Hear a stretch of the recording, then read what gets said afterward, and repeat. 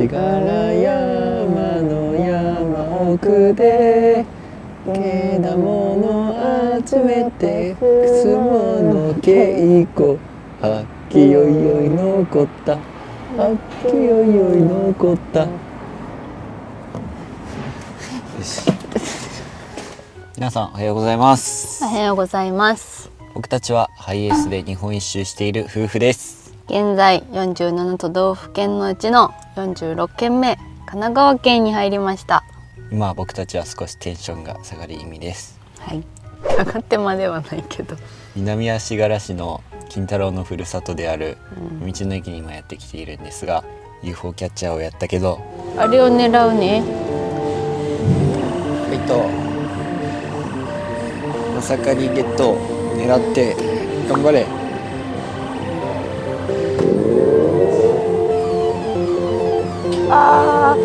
太いそんなに広がなくていい。ダメだ無理だ。ここだ、行け、お前だ、掴んでくれ、そのまま行け、行ってくれな。全く取れませんでした。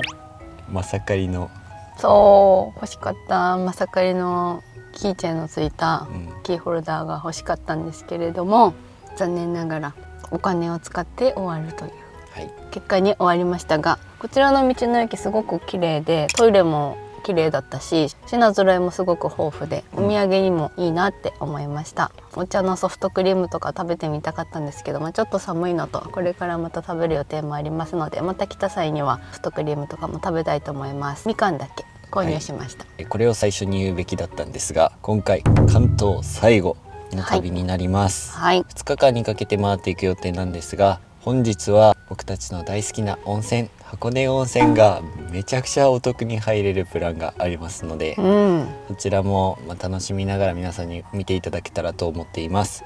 最後の最後にまた温泉に入れるっていうのがすごく嬉しいですね。箱根温泉ちょっと日帰り入浴高いなって思ってたんですけど、お得なプランを見つけた時にはもう発狂するぐらい。2人で発狂しまくってて、もう飛び跳ねて、そこまではないけど本当に箱根温泉楽しめるのが嬉しいです。明日は天気が回復するということなので、絶景スポットにも立ち寄りながら、こちらの神奈川旅を2日間にかけて終わりにしたいと思います。ということで早速向かっていきましょう。今回もよろしくお願いします。先ほどの道の駅を出発して、まず最初に向かうのはパン屋さんです。パン屋さんです。帰り入浴ができるのが昼の1時以降ということだったので、まだ今午前中の10時です。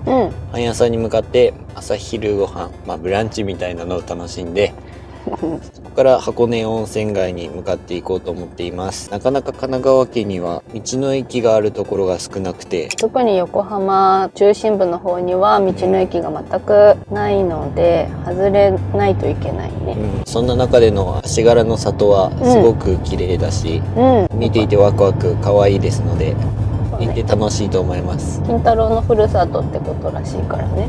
ここから約23キロ、50分近く走っていきます。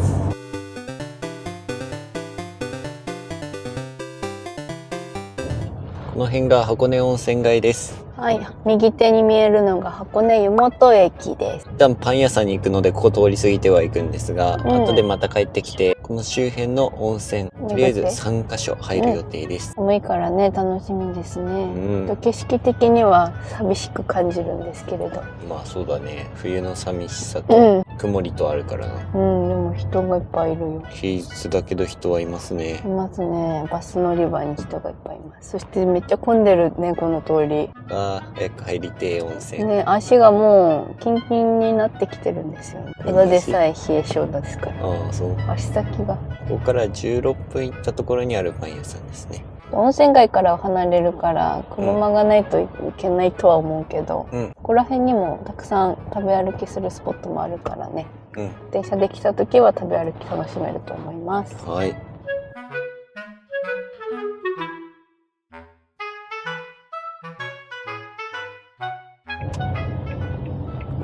山を登ってきましたが、坂の上にあるのでしょうか。あった。坂の途中にある感じだね。渡辺ベーカリーにやってきました。駐車場は右？何これ？どっち？右かな？よ。ホテルじゃないこれ。ここに駐車場あ、渡辺ベーカリーピアチ。あっちに返したちょっとすいません、間違えました。止めるの激ムズだね。難しいよねこれ。止められる？こんな状況で。じゃあこれ止めます。おー、めちゃくちゃ止めにくい。こんなん道沿いは。高さ大丈夫で。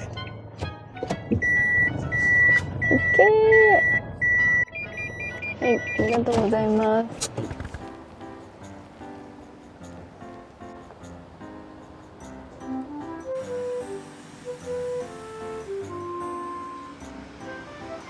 すごいね、パン屋さんの外に主翼があるんだね。その横にはメダカかな。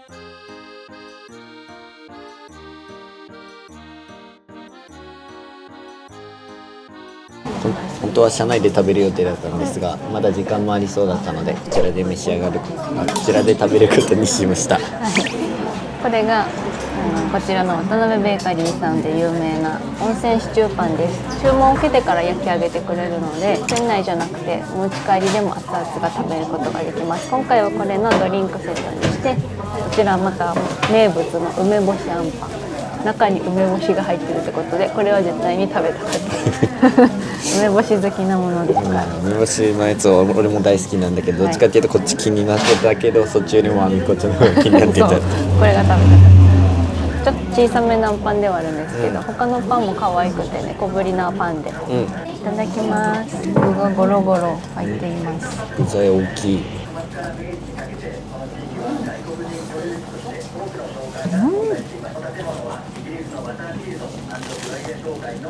この牛肉コロッコロですごい美味しい。パンもカリカリで、音がいいね。美味しい。本当に熱々。うわ、寒いこの季節に最高。いいですね。コクが強いとかホテルっぽいビーフシチューではなくて、ちょっと家庭的なビーフシチューっていうところがまたいいな。パンがパリパリ。このシチューに手が止まらなくなっちゃう。お肉食べた？まだです。残しててもいいですよ。好きなものを残すタイプですから。さっき大きいお肉君が言ったからないかもしれないな。そんなことないよ。見当たらないな、お肉が。お肉あったよ、まだ。ある？大丈夫1個しかなかったのかな。それだったらごめんね確認する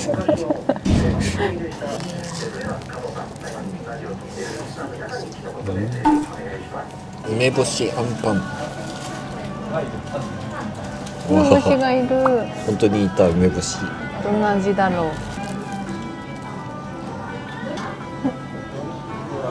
う。面白いね。合いますか？あんこの甘さと梅干しのしょっぱさがすごくいい相性。パイ系の梅干しなんだね。蜂蜜とかじゃなくて。美味しい。種あり。種あり。ちゃんとした梅干しなんだ。本当に。梅干し。ごちそうさまでした。パン自体が美味しくて軽いのにしっとりしていて、あんをかじっていくと上があんだから、最初甘いが来てからのちょっとしたしょっぱさを感じるっていうので、本当は新しいけど俺はめっちゃ好きだった。美味しかったです。美味しかったね。ビーフシチューの方も美味しいし、どっちもおすすめです。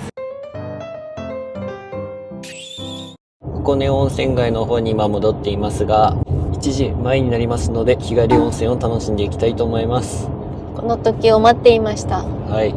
一番最初に向かう温泉なんですが、大野沢一の湯という温泉に向かっています。はい。事前に駐車場を止めますっていう風に連絡しておけば、無料で止めることができますので、電話してお願いしました。また。ありましたね。こっちで見る。そうです。はい、ここです。ここです。ここね、一の湯。おお。なんだかすごい。箱根温泉街に止めようとしたら駐車場代はかかっちゃうんですけど、温泉だけ楽しむっていうこともできるので、めっちゃいいと思います。もともと行こうかなって思ってたのは箱根の湯っていうところで、日帰り温泉1000円超えで朝割引で1000円で入れるぐらい、それでも1000円かかっちゃうとかなので、ありがたいね。それでは温泉の前はしっかりと水分補給をしましょう。なんで疑問系なの？しっかり水分補給をしましょう。しましょう。しましょう。しましょ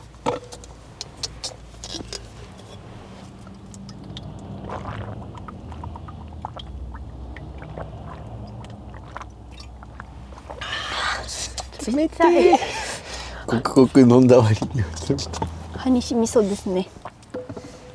それでは行ってきます。行ってきます。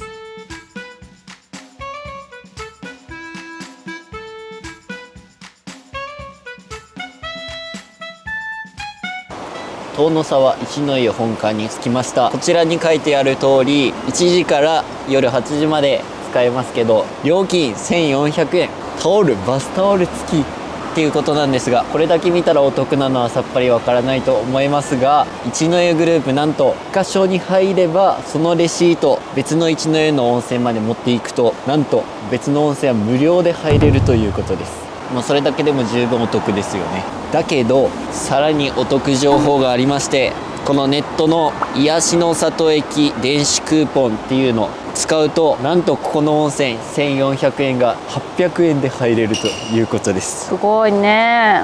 もうネットで検索したら箱根一の湯クーポンとかするとこうやって電子クーポン出てきますので、今日はここと残り2種類入ろうと思うので、全3種類800円でタオル、バスタオル付きで入りたいと思います。すごくない？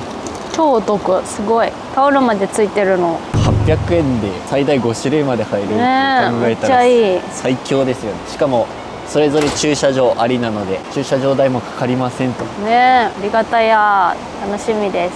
じゃあまず1つ目、本館入ってきます。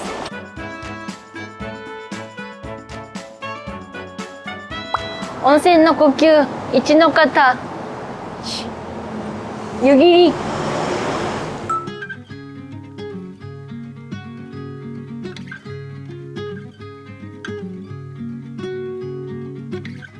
ちらバスタオルとフェイスタオル、フェイスタオル持って帰っていいということだったので、こちらはいただきました。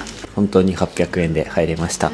でここにあるんですけど、6倍楽しめませんかっていうのがレシートのご提示で他のとこ無料というところで5所入れるってすごいね。でしかも俺たちも調べたけど、すごくネットで詳しく書いてくださってるから、その場所の温泉がどんな感じかっていうのもすごく分かっていいと思います。今日は最初がここで本館、その次が日だまりの一湯、最後が箱根廊下湯か箱根路か、最後ここで体の頭洗ったりサウナと楽しもうと思っている予定です。じゃあごゆるりと失礼いたします。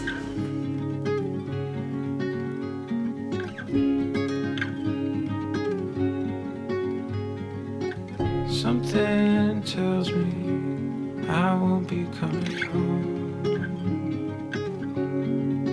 すごくいいお湯でした。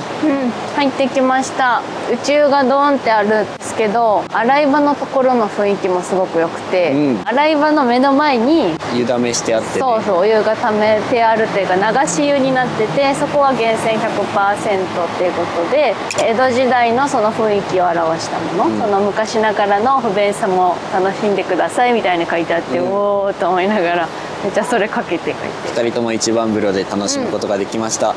内風呂が一つだけだったんですけど、窓があってそこからこの川の音と鳥の声とかも聞こえて、すごく風情があって素敵でした。ボディーソープとかシャンプーとか、あとドライヤーとかもしっかり置いてあったので、手ぶらできても全く問題なく楽しめる温泉だなと思います。シャンプーとか乳液とかにこだわりなければ全然手ぶらできちゃってよいいかなって思ったし、特に湯巡りする方なんかはバスタオルとかももらえるので貸していただけるので手ぶらで十分です。ではこのままですが駐車場を止めててもらって大丈夫っていう風に確認取りましたので、次の温泉に10分ぐらい歩いて移動したいと思います。はい。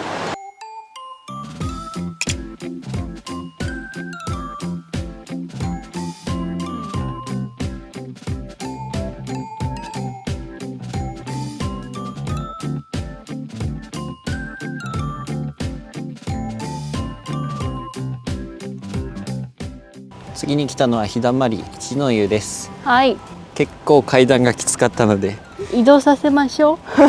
車移動させる方が楽かもしれません。ここからはもう無料で温泉入れます。はい、レシートをなくさないようにしてください。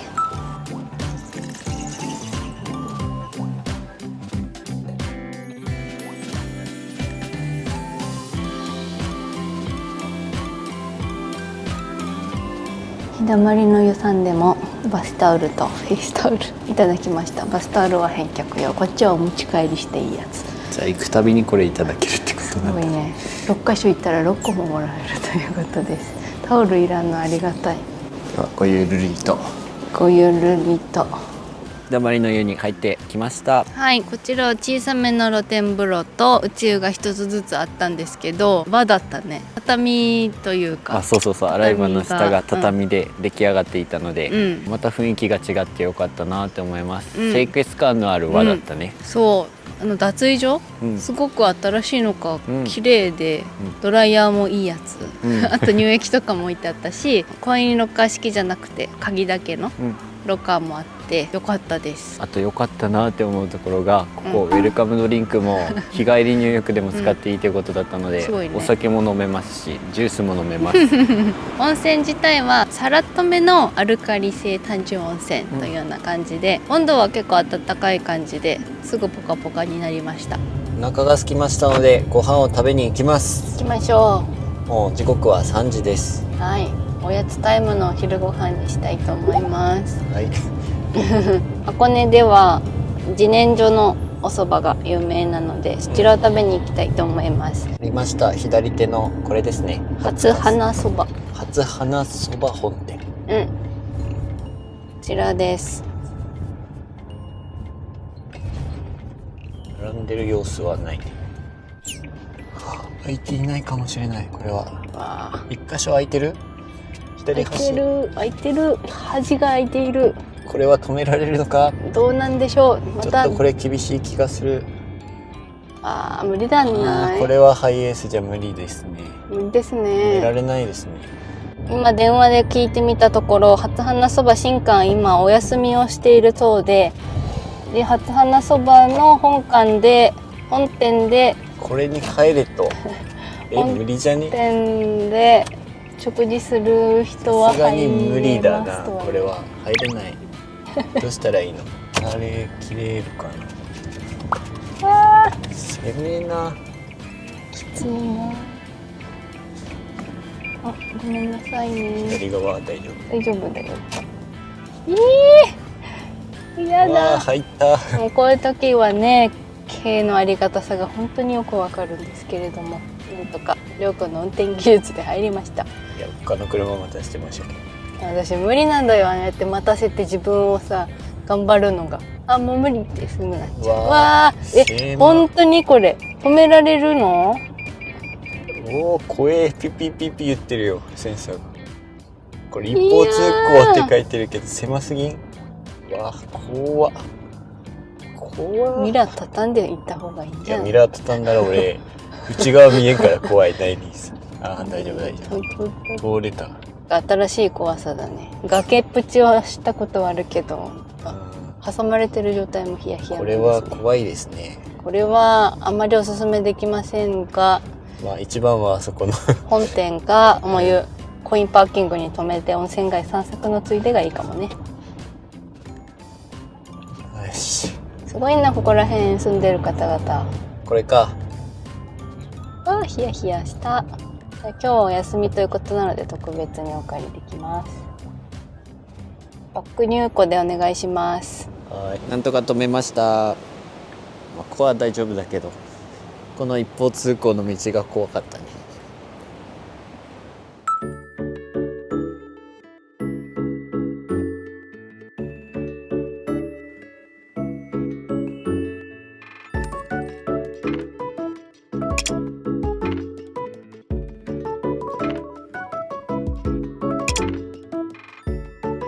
いただきます。こちらのお蕎麦は自然薯と卵をつなぎで水を一切使ってないお蕎麦です。めちゃめちゃ細い自然薯がたっぷりかかってます。もう見た目だけで細いのがわかるね。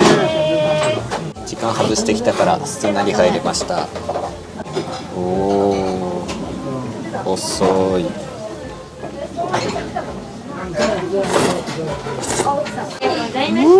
細いのにしっかり歯ごたえもあって固めな食感って言えばいいのかな。美味しい。お腹空いてだから余計に美味しい。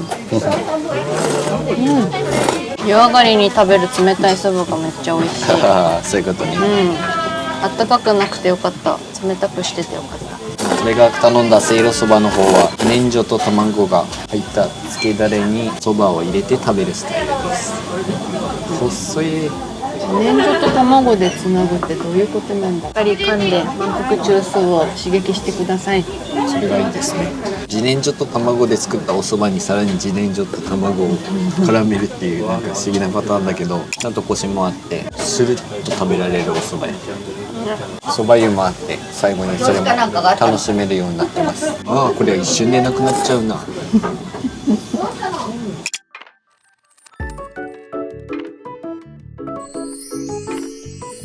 ごちそうさまでした。美味しかったです。さあ、もう一箇所の温泉最後入りに行きます。入ろう。ここから1分で着くんですけど、駐車場を移動させます。はい。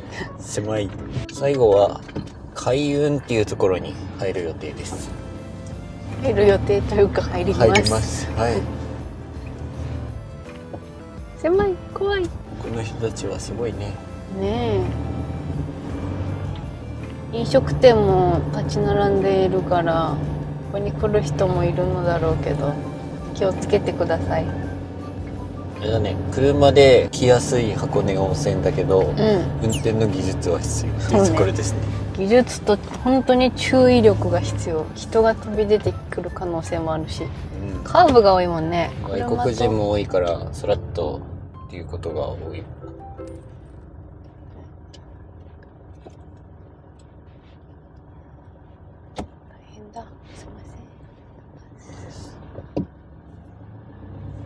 これです。左にあります。おお、見えた。これが一番なんかホテルっぽい温泉だった。見た目もホテルっぽいもんね。こちらも先ほどお電話しましたので、駐車場はどこどこに止めてくださいっていう指示がありました。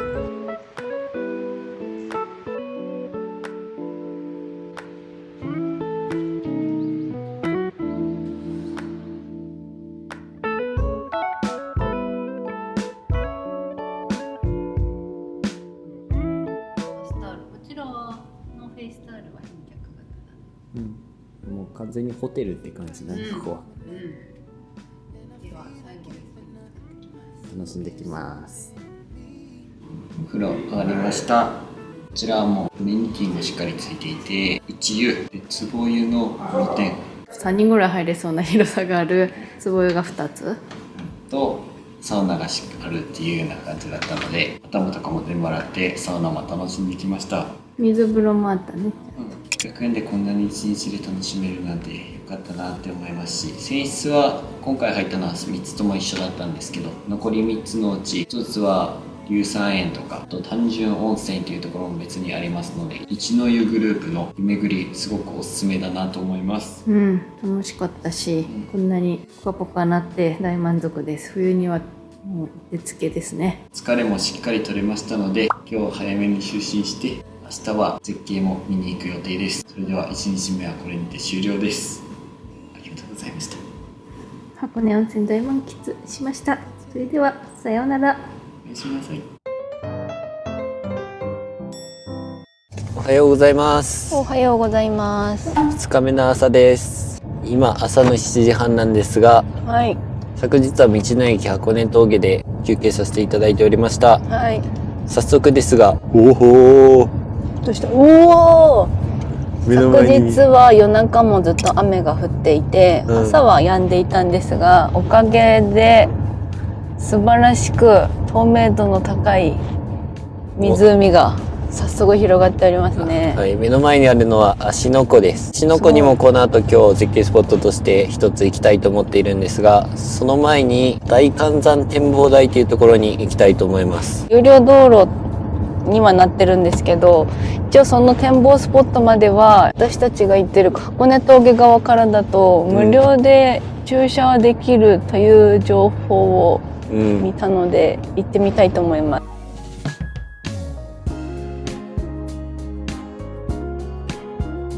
大観山展望台に間もなく到着します。はい、私の左に景色が広がっているのですが、見たらダメという指示が入りました。だって自分だけ先見たら感動薄れちゃうでしょ。見たいな、すごく。もう分かるんだもん、左側がすごそうって。すごいのは分かってる俺も。75号線をくれば無料で来れるみたいですけど、アネスト岩田ターンパイクなんちゃらっていうのが有料道路になる。その手前に、そう手前に駐車場があって、ここか。そう、ここから有料道路になるから、この P に止めれば無料ですのよっていう話みたい。そういうことね。本線ここから有料道路U ターン禁止って書いてあるから、この駐車場だったら大丈夫。この左の。なるほど。よかった。なんかどんなに調べても有料ってGoogle マップでも有料ってずっと言われるから。いけ、皆さん、じゃーん、見えますか？富士山がちょっとかぶってるけど、富士山です。富士山です。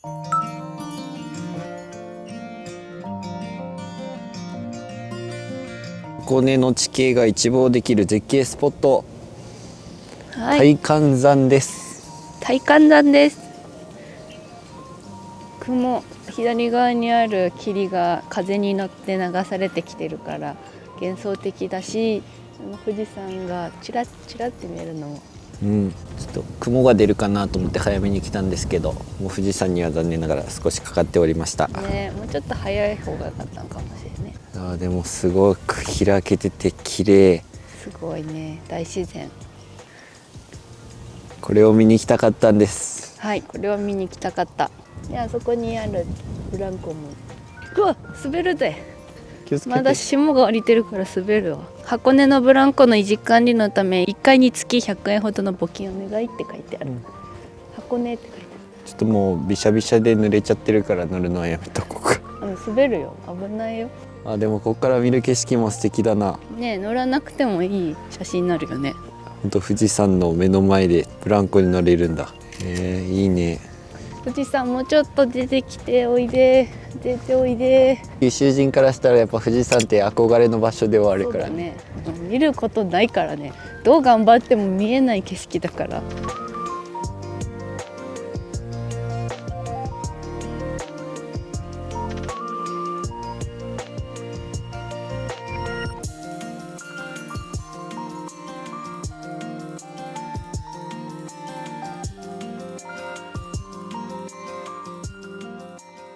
これからですが来た道を戻って芦ノ湖に行きます、はい、そこに箱根神社がありますので参拝して、でその後本日は大涌谷に行こうと思っています、事前にネットで予約が必要ということだったので、11時30分から入れるように手配済みです、箱根神社専用の参拝者駐車場っていうのがあったのでそちらに止めました、はい、その目の前に芦ノ湖がありますが、残念ながら雲がこんなに出てきてしまいましたね。雲が出てきているところに私たちが移動してきたという方が正しいかと。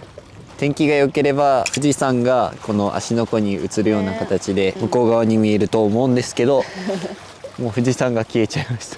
とりあえず神社に参拝しに行きます。はい。When my head is full of questions and the sky is full of rain, when I'm worrying about what I can't change, I take a look at my reflection and try to make a funny face, and for a second all my sorrows melt away, 'cause if we just smile we can forget all of our troubles for a while. We can just live inside this moment. You and I get through the darkness knowing we'll find the light. If we just 実際駐車場はここじゃなくても上まで登っていけるとこがあったようです。鳥居と富士山がこう一緒に写真が撮れるスポットがあるんですけど、鳥居周辺は今何か行けないような状況になっていましたので、立ち入り禁止になっていたから、もう参拝だけして戻ってきました。20分弱かけて大涌谷に向かいます。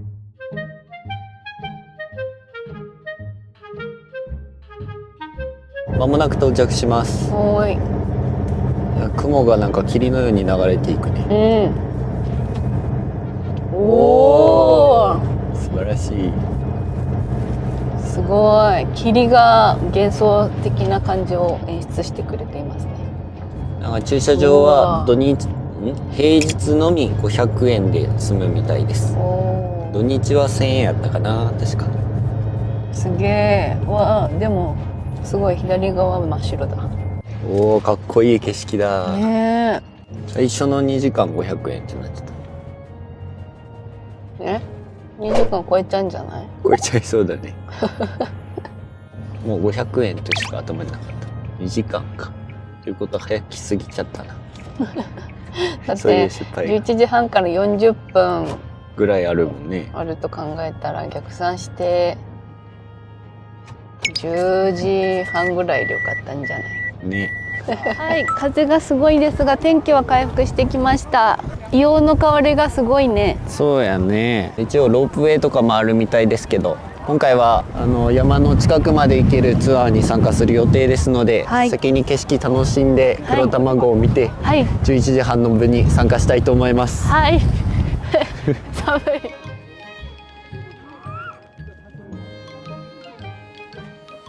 硫黄のあるところって黄色くなるんだね。ねえ、黙々です。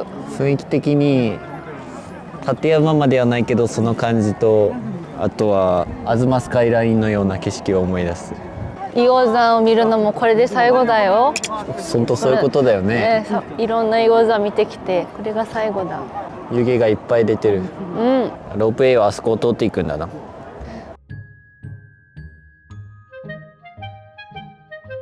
黒卵を買ってきました。こちらです。この大涌谷の名物黒卵、黒すっごい大事に作り上げた泥団子みたい。わかる、ね、言ってることで割とちっちゃめなんだね。 SS サイズぐらいの大きさ。1個売りはしてなくて4個入り。そんな風に割るの？自分の方は割れなかった。黒卵は栄養満点、食べると長生きできるという言い伝えもありましたって。そういうことね。食塩も入ってました。自分らもお土産買っていく予定はあったので黒卵に関するお土産を買いました。すごいかも。その周りがめっちゃ剥きやすい。ちょっと硫黄の香りのするゆで卵です。これが好きな光に切ったゆで卵です。パサパサしてないから美味しいよ。私は卵の白身の部分が好きなのでいつも頭を最後に食べるんです。白身好きだったの？14年間一緒にいるので俺は知らなかった。よかったね。まだ初めて知ることがあって、こんなに長くいて知らないことはないと思っていたでしょ。知らない海の一面が見られて幸せですわ。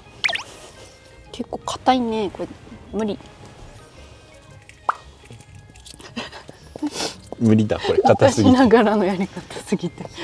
硬すぎて無理。これめっちゃ強くやっても無理だ。番号25番。番号26番。はい。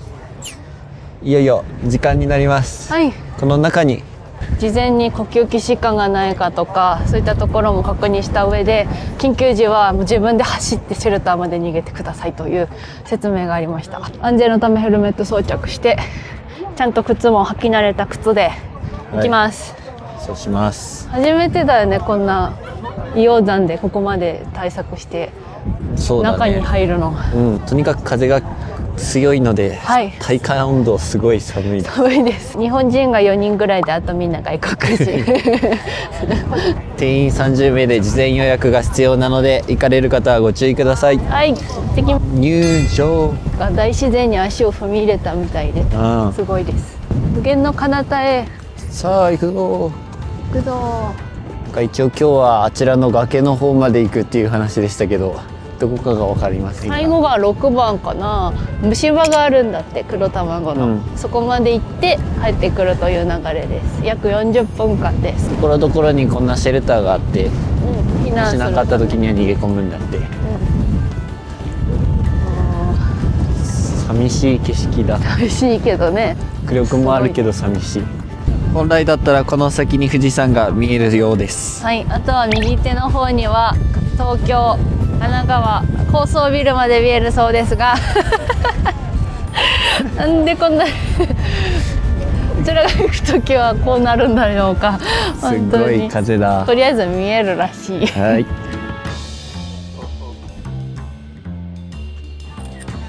はい、この沢が6年前の大雨により土砂崩れした沢です。土石が流れてきたそうです、上から。この沢は雨の降った時だけしか水は流れません。温泉成分が混じっております。水は冷たくありません。ここ水流れてるけど温泉成分が混ざってるから濁って見えて、水は冷たくないってさっき言ってたね。雨が降った時にしか流れてこないって言ってたから、昨日雨降った分が流れてるのかな。そうかもね。か温泉かのどっちかだ。ここが黒卵を作っている場所らしいです。ねえ、ほら真っ白だよ。うわ熱そう。あ、匂いが強烈だね。温泉池の中で卵を1時間茹でますなんだって。温度は80度ぐらいあります。80度。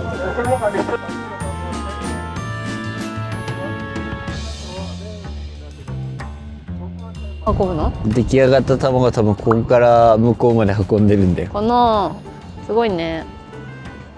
卵用があるんだ。あの場所まで運ぶんだ。これだったら確かに運ぶの楽だね。ねえ、大変なお仕事だね。こんなとこまで卵作りに来なきゃいけないから。そうだね。毎日命の危険と隣り合わせだよ。こちらが一番端っこです。向こう側に富士山があるようになってるそうです。麓だけちらっと見えるぐらい。今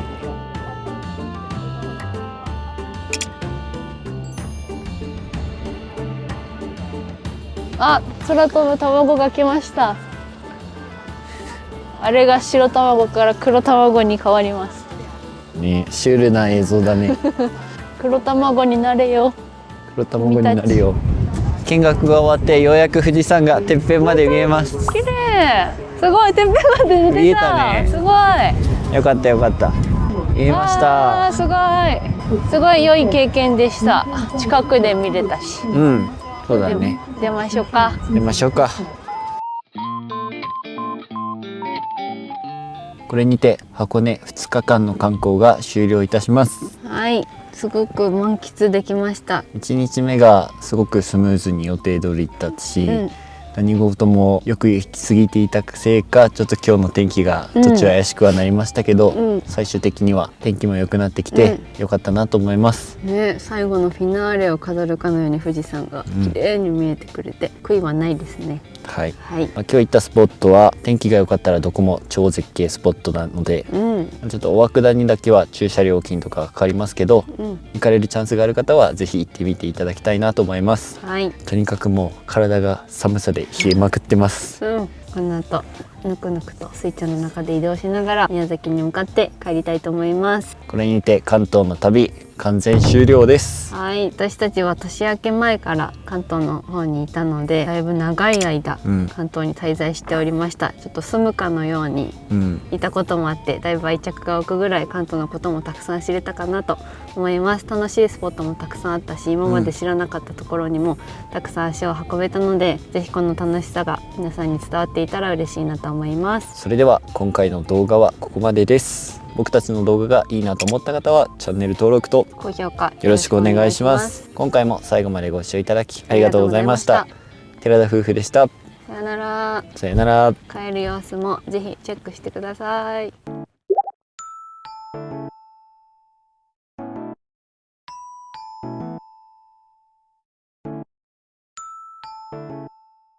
温泉の呼吸、湯の方、一の湯。一の湯。もうちょっと盛り上げんかい。一の湯。一の湯。